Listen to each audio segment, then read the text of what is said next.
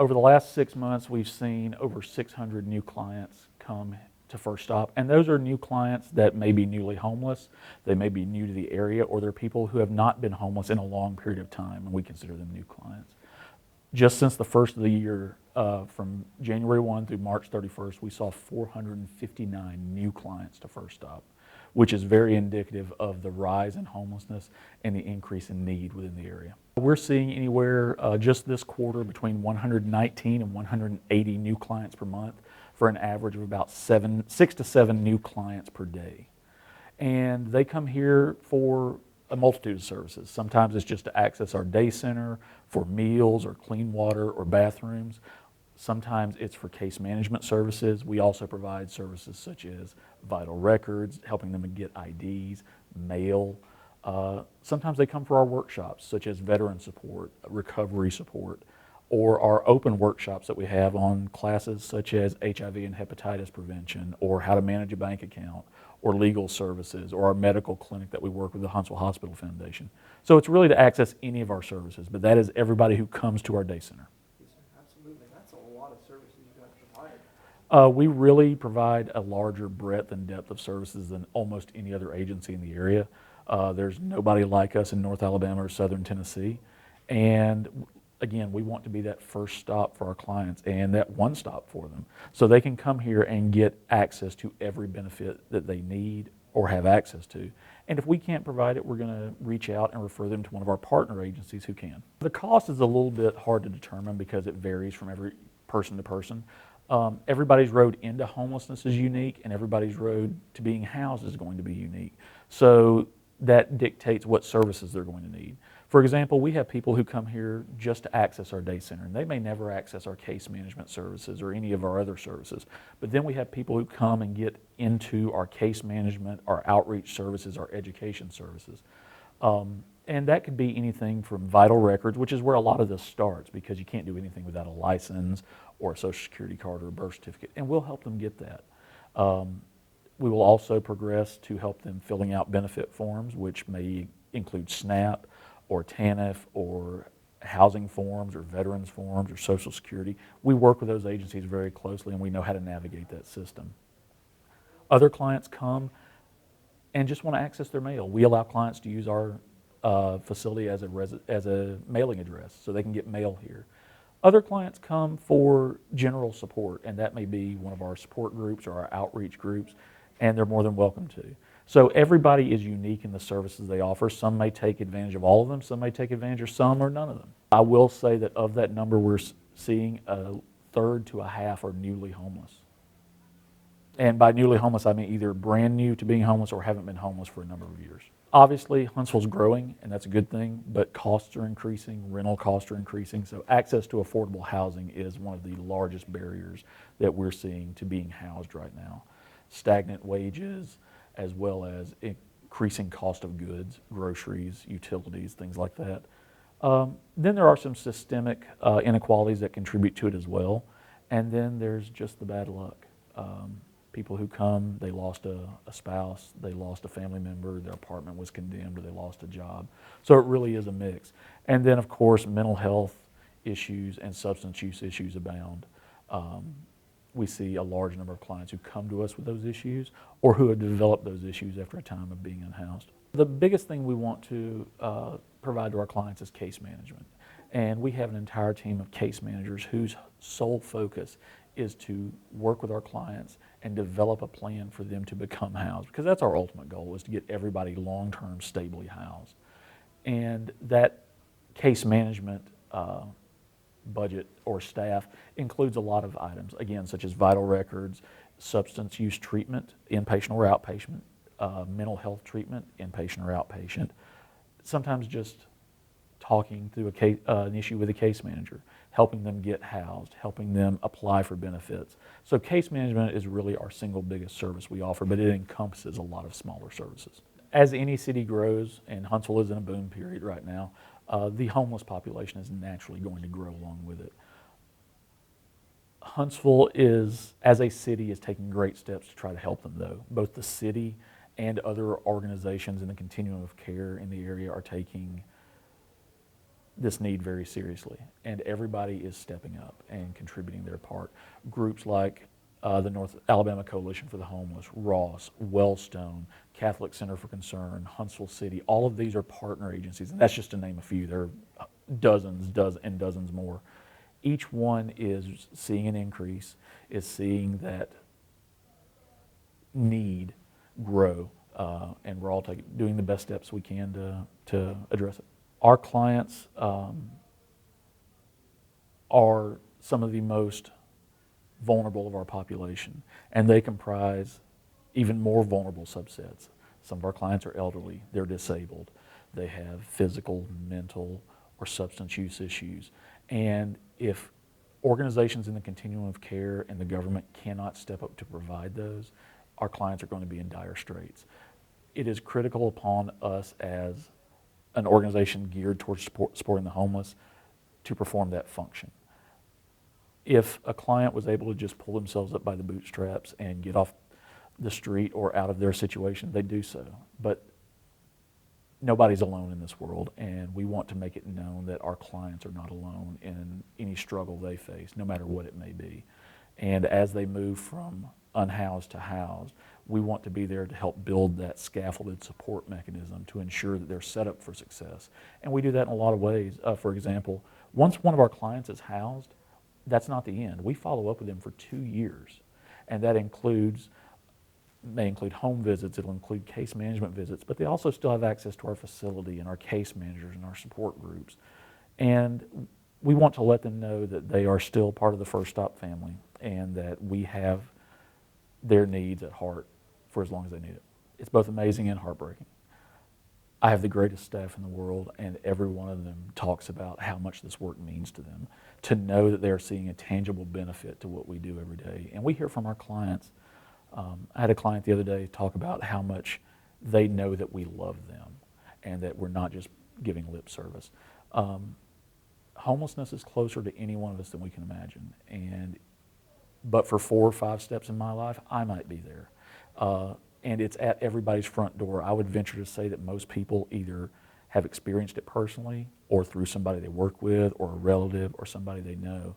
So it is a very real problem in everybody's front yard, and if we don't tackle it together and get ahead of it, we're going to have a real problem. First Stop is doing everything we can to help, and it is stretching our resources just like it is every other nonprofit that supports this community. But through our congregational partners, our corporate partners, and our individual donors, we're able to meet that need for now. I have been so impressed with the generosity of the citizens of Huntsville. When a need arises and we put out a call, they step up every time and without hesitation. So the city itself and the people in it have been so great in supporting our unhoused neighbors, and I don't see that stopping. We are a line item on city appropriations, but also HUD grants that we are assigned that the city manages for us. It's a mix of corporate donors, congregational donors, individual donors, and then other grants we receive from private foundations or from other government agencies. Everybody's been extremely generous, and it's constantly surprising.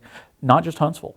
We get donations from actually all over the country, from people who either hear about us or have relatives here or may know somebody who's homeless here. So we get donations every month that surprise us where they come from. We've seen them as far away as Alaska. I think of it from a dual perspective. I wake up every morning with the goal of putting myself out of business because that means homelessness is ended. It's not going to happen, but that's our dream. It's tragic that there are this many new homeless people in the city, but at the same time, I meet our clients, I hear their stories, and I see the strength that so many of them have, and I see our success stories, and that's what we live for.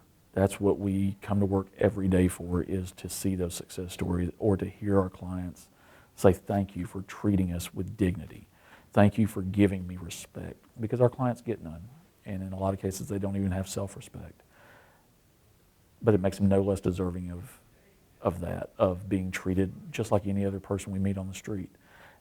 And really our whole goal is to give people hope. Hope that tomorrow can be better, that they can better their situation, that they can lead themselves out of homelessness with our help. And so that's really what we live for here. Personally, I can't imagine First Stop not existing.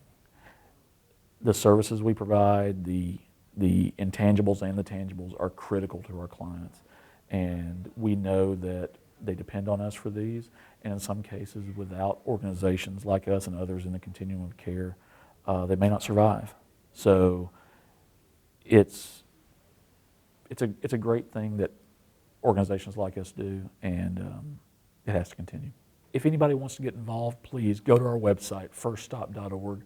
There, click the Get Involved button if you want to volunteer, if you want to donate materials, money, or time. That's the best way to help anybody who's unhoused, is to roll up your sleeves and get involved. And working together is the only way we can continue to provide these services. Our volunteer corps is key to what we do here. And volunteers serve in every type of role. They work at our front desk, they serve meals, they provide meals, they teach classes. We have volunteers that teach a digital literacy class now, for example. They teach hygiene classes and wellness classes and legal services and financial. We could not do everything we do without our volunteers, and it is so great to see both civic groups, church groups, and individuals come here every day of the week. And it really humanizes the issue. And once our volunteers get in here, we've had volunteers become employees and become staff members because that was their first introduction to First Stop. But it makes it real. And everybody learns that our clients are good people. They're just having a hard time. And once people see it up close, it makes them want to get even more involved. So our volunteer corps is critical. We have upwards of 100 volunteers now, and that growth is up and down. For example, our food donors right now are a little bit more stressed because the cost of groceries is going up, the cost of food is going up. And as our client count increases on the number of people who are coming here for meals, because we do serve 2 meals a day, 5 days a week, as that number increases, it stresses our food donors. So we're seeing more people want to volunteer, but the ability to provide for that many people is somewhat decreasing, so we have to make up that difference, and we're happy to. But it is just something to be aware of. Our biggest goal right now is to continue to support our clients just like we have been. As for the future, that's a little bit unknown right now. We're waiting to see what the next big need is and target or change our focus to target that need, be it housing, be it growth, be it working outside the city into the county environments, which is something we're looking at over the next 12 months. So we really want to make sure that we're targeting the need, because Huntsville is changing, the neighborhood's changing. And as it does, we want to continue to put our resources where they're best utilized. If clients are shifting away from this neighborhood, we want to shift to where they are. If they're focusing more on this neighborhood, we want to continue here. So it's really just going to depend on how Huntsville grows and changes over the next 6 to 12 months as to how we're going to adjust and make sure to continue to support our clients like we have. We've actually grown almost 25% over the last 2 years. The last 6 months, we've seen a steady increase of 10% almost each month. We've seen a small increase on first-time clients. We are seeing some that maybe have come back for a second time, maybe got on their feet, fell back on hard times, or maybe left, got into another location. We've seen a few from the Derrick Street campuses come over and decide to stay with us again, give us another shot, and let us be their residency while they figure out what's next. But yeah, we've definitely seen an increase. Like I said, it's been steady. In the last 6 months, we have seen record highs. I think five out of those 6 months, we saw record highs. So again, it's just constant. We average right now around 350 men, women, and moms with kids here on our property. Now that's all in campus, so that is recovery programs, our graduate programs, as well as those that are seeking emergency shelter.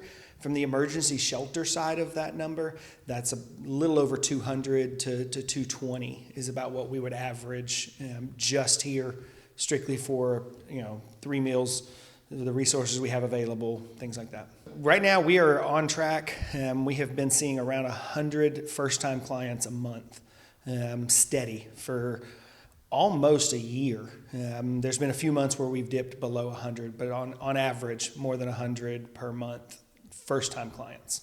We will see people come in and they're transitioning somewhere else. So Huntsville is a big metro. It's I-65 straight down from Nashville all the way down to the beach. So and then coming from Atlanta, from the east all the way to the west. So we're a good little stopping point for a lot of people. And so some of our traffic is because we get people that are coming and they're trying to get to that next phase. So they'll come, they'll stay with us for a week, a month, just to get back on their feet. They'll get a job here where they can kind of make some cash and then move on to the next stop. Trying to make their way back wherever home is. For instance, we had a gentleman that just left last week on his way back to Colorado. He was here for about 2 weeks, saved up enough money to get his bus ticket, purchased his ticket, and on he went. So we do have a little bit of that. The other is just, again, people are just struggling to make ends meet. We like to say, and we hate to say it, but the truth is, every one of us is just one instance away from being homeless. One catastrophe, one situation where you lose your job and you have nothing. And so, we do get clients like that are, they're down on their luck, they're struggling, and they come here for those resources so they can get right back out and get, back onto their feet. So we do see some of that. And then, of course, there are the clients that, are chronically homeless. And so we see some that eventually leave some of the encampments and decide to come here. And for us, that's kind of that first step for a lot of them to improving their lives is, okay, let's get into a little bit safer environment, a little more controlled environment, 3 hot meals, nutritional meals a day, a safe place to sleep at night. And so they'll come to us as that, okay, I'm finally ready. And then we can help them, get resources from not just us, but reach out to our community partners, helping them to get on their feet. We actually just broke ground last month on our new women's and children's facility. Our Owens House, well, not new, but it's an expansion. We built Owens House in around 2017, 2018. When we moved in, about 6 months later, we actually reached capacity. And so since then, we've been operating at capacity almost every night. And so we finally decided, hey, it's time. We've got to make some changes. So we broke ground on a capital campaign where we're trying to double the capacity of our Owens House facility as well as our men's emergency services, which we hope will then also open up some space for us to utilize for our men's recovery program as well. So all in all, we are really trying to double the capacity of every program and resource that we have because it has placed a strain. We don't believe in turning anyone away. We've got large open spaces on our property inside that are secure that we can lay mats down on the floor. And when I say mats, they're really nice mattresses. So we lay those on the floor so at least we don't try not to turn anyone away. But it does place a strain on like what we're able to do, how many people we're able to help per day. So we rely heavily on a lot of our community partners, trying to make sure that our people know, hey, here's the resources available outside of our building. Here's a bus ticket. If they can help you today, go see them today. We'll try to the best, but here's some other places that you can go to seek help as well. Turning someone away for us is like saying there's no hope when we truly believe there is hope. We want to give that person the opportunity to come into our building. And for us, we are a Christian organization. We believe that hope is ultimately found in a personal relationship with Jesus Christ. And through that relationship, people can begin to see change in their lives that they can have a positive outlook towards. And so by turning someone away, we feel like we're rejecting them. And that's not what we want to do. And we hope to never get to that point, which is why, like I said, we're at capacity and kind of overflowing into a lot of those open areas. And we want to make sure that we've got the space available so that we never have to say, I'm sorry, we're full. I believe the best thing is if every organization does what they do and what they do well, and we all try to partner instead of saying, well, I can only help these people.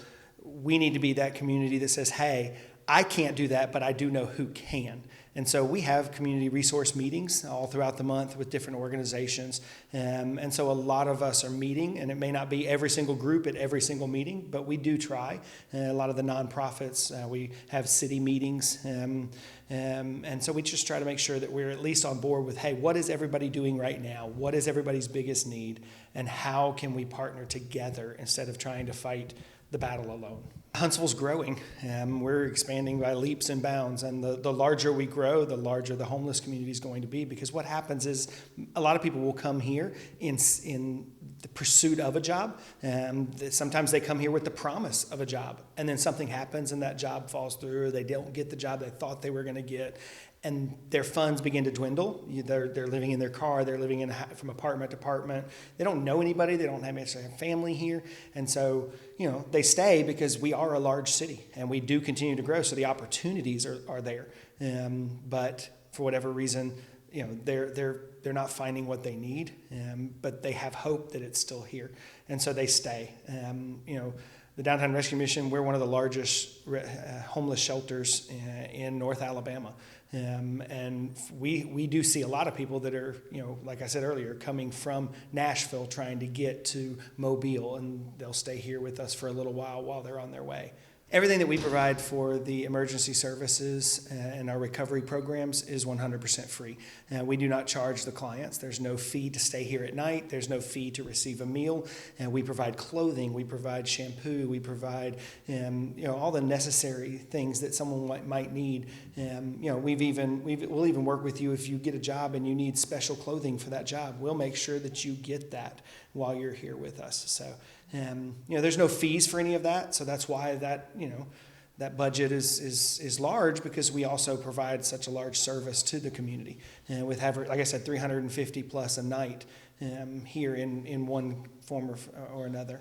About 60% of our budget comes from the operations of our thrift stores. So we have currently we have 6 thrift stores that operate all the way from Albertville back into Madison County, all the way into Decatur. And so 60% of our annual budget comes from the revenue that we get from those thrift stores, and then the other 40% comes from generous donors, grants that we're able to get, and things like that.